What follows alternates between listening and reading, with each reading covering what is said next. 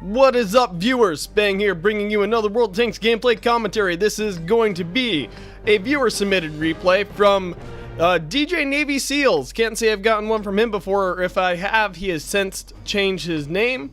He is part of the clan, I'm just going to call it Tuna, and he is going to be driving his Jackson in a standard battle on Erlenberg. Alright, so it looks like a standard sort of battle. Yeah, I know I said that, but you know what I mean by that. And by that, I mean he's going to go up the 9 line, push up that alleyway. His team's going to go over to the city, fight around the castle. It's looking very much par for the course. It looks like we have a tank destroyer maybe pushing up the center, and his team doing a lot of talk about random stuff, things that don't really matter. Enemy saying stay calm and return fire. Haha, the chive. It will never die, even though some people wish that expression would. And I know those people. I'm not quite one of them, it doesn't bother me, but getting back to the gameplay, the Jackson, a solid tier 6 tank destroyer, nothing too exceptional, although it has been known to bounce a shell here and there, unexpectedly so, because it does not have the best armor in the world, and every now and again you just shoot at it and you expect it to die, and it doesn't. However, damage 240, penetration 160, pretty good for a tier 6, nothing exceptional though. The SU-100 does have better damage and better pen, but a slower rate of fire, so it's all about what you want out of a tank destroyer, what you want out of a tank. The Jackson probably has solid all-around characteristics. I've never actually played it, so Navy SEALs saying, especially when you have fast rate of fire, I'm guessing the Jackson has something of the sort. Now, if you're wondering why that little glitch happened with the zoom in, the client I'm currently using is 9.2. However, this replay is 9.1, and I am not quite, as I've said in previous videos, willing to try and hassle with the replay compatibility pack. I have tried messing around with it in the past, and I gave it probably all of 15 minutes of my attention, and after making no sort of progress whatsoever towards getting it to work, I kind of just threw my hands up in the air and gave up. The enemy team really getting spotted way in the far back in the forest where you expect past that hill. 3001P destroying the SU-85. The SU-85 pretty much being outmatched there. DJ Navy SEALs playing it pretty safe. Not really getting right into the action, hanging way in the back for his team. Not sure I agree with that, probably being a little bit too cautious here, but he is now moving up and trying to make up for that. So 2-2, nothing really definitive lost for either team, only a tier 6 and tier 5 for his, and 2 tier 5s for the enemy team. And there we go, enemy bishop taking out another tier 6. Oh, and another tank going down, and it is another tier 6. So his team quickly losing any sort of even footing they had with the enemies, although making up a little bit right there by eliminating that SU-100 over in the forest.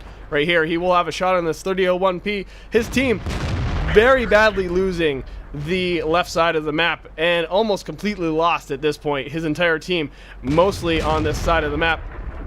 And really, it's going to be a tough call to come back, although it does look like his team has secured this side of the map, which I suppose it's a trade for a trade. You know, each team gets a side, and they kind of are just going to figure out how to fight it out from there. This KV-1 definitely going to go down. Ooh, if Navy SEALs could have just penned it. But the KV-1, being one of those Russian tanks with its tricky angled armor spots, will be bouncing shots every now and again. The KV-1 proving just how true that is. That M37 RD... Yeah, that artillery getting taken out, KV-1 getting taken out, and it is 6-6. Both teams having secured one side of the map. We got a scout tank moving forward and getting shot at by that Stug 3, but not quite eliminated yet. Stug 3 moving to intercept before he kills that Arty, but it probably won't happen, considering it is going to be an Elk AMX. For those of you who have never played it, it's a very good light tank with one big drawback. It does not have a fully rotating turret. In fact, its turret barely rotates at all. The enemy team pushing across the south, and the gap between teams becoming pretty significant for tank difference at this point. And Navy SEALs, I'm just going to start calling him Navy, is pushing down to the south to try and stop the enemy's capture of his base, which has just started. His team moving to capture their base, and hopefully will be at the very least able to draw this match out, although it does look like there is at least 2, possibly, yep, 3 now on his cap, if not more. The enemy team, I'm not quite sure where all their tanks are. However, this KV-2 is going to be a one-shot, a very easy kill. Not for that Cheeto, however. I was saying it was going to be a one-shot for Seals, or Navy. I know I said I called him Navy, but for some reason, I completely forgot about that. The vast majority of the enemy team is on his base. 4 tanks of the remaining, well, it used to be 6, so 3 tanks there.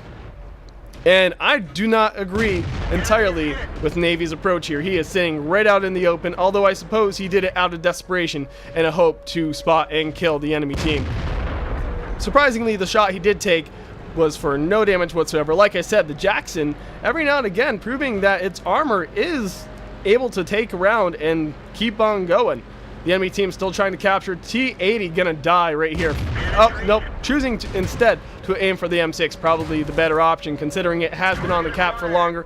Looking to eliminate this T-80. The Jackson faring quite well so far against this onslaught of enemy shells. Another shell bouncing, and the enemy team continuing to cap. At this rate, it will be a loss for the enemy team if they cannot reset the Navy's team capturing their base. It is just too great of a difference. The one tank, the T-34-85, heading to their base to reset, was eliminated by that Su-100, and the enemy team pretty much having lost it and lost their tank advantage at this point. They have just pretty much lost this match on all fronts when they looked like they were going to win. Oh, an unexpected reset, an enemy tank destroyer, that Stug 3, managing to reset that Su-100, but paying the ultimate price, managing to get himself killed, but at least getting himself a Defender medal.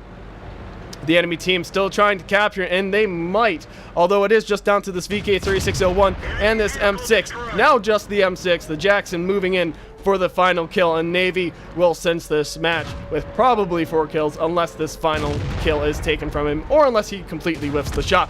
And he gets eliminated.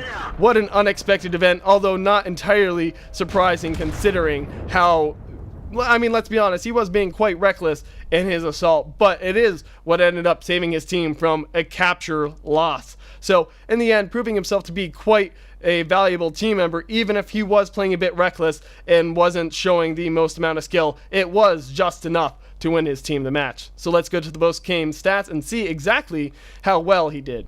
Okay, so actually not quite as bad as I thought. I mean, like I said, I was kind of bashing him a bit for being as reckless as he was in that engagement, but ultimately earning Mastery Badge 2nd class and getting High Caliber and Defender. Of course, Defender was to be expected, but the team score proving to be, let us see just how much damage he did. There we go, 1857, much more than any other member of his team, which, again, considering he fought most of the enemy team on his base, you know, proved to be just the key factor there, the fact that he was fighting the vast majority of the enemy team.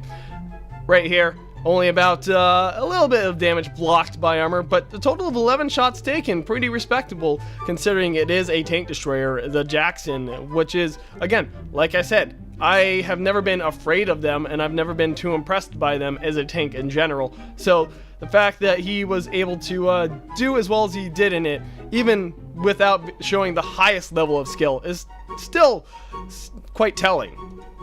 The enemy team, if I could just get, oh, there's the close button. The enemy team, the best player on the enemy team, dealing 1430 damage, still quite a bit off from DJ Navy SEALs, and the enemy team in general showing a pretty decent performance. That T-49, T-49 showing quite a lackluster performance there, but, you know, not every match can be a winner. And the T-49 is a pretty good tank destroyer, if I recall correctly.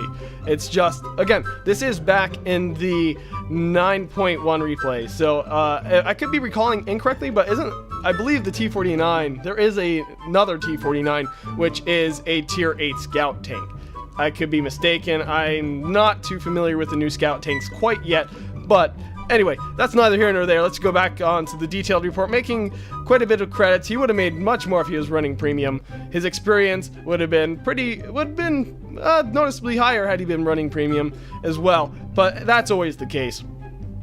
And overall, a very respectable performance. Now, if you're wondering, some of you might be saying in the comments below, or just thinking to yourselves, that wasn't too impressive a game. It was, don't get me wrong, it was well played, but it wasn't anything super spectacular other than the fact that he was the sole reason his team didn't lose to a capture.